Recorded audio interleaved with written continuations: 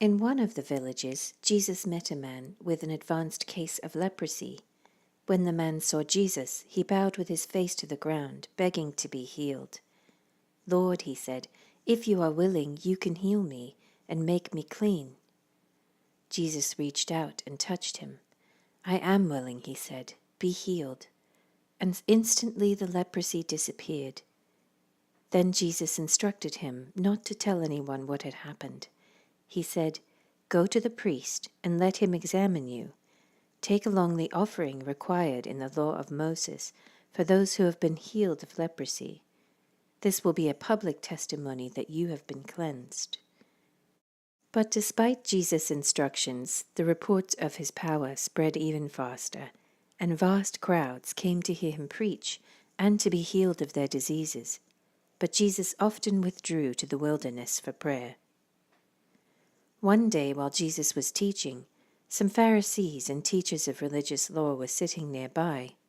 It seemed that these men showed up from every village in all Galilee and Judaea, as well as from Jerusalem. And the Lord's healing power was strongly with Jesus. Some men came, carrying a paralyzed man on a sleeping mat.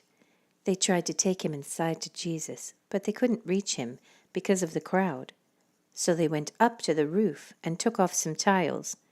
Then they lowered the sick man on his mat down into the crowd right in front of Jesus. Seeing their faith, Jesus said to the man, "Young man, your sins are forgiven." But the Pharisees and teachers of religious law said to themselves, "Who does he think he is? That's blasphemy.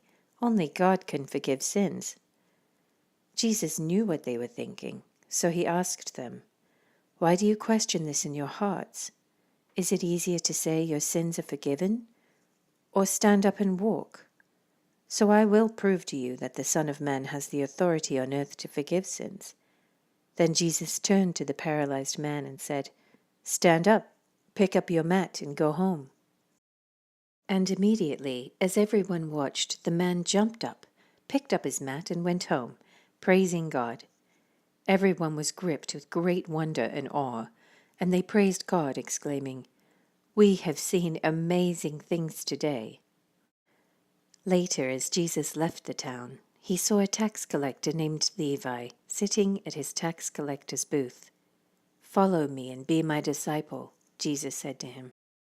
So Levi got up, left everything, and followed him.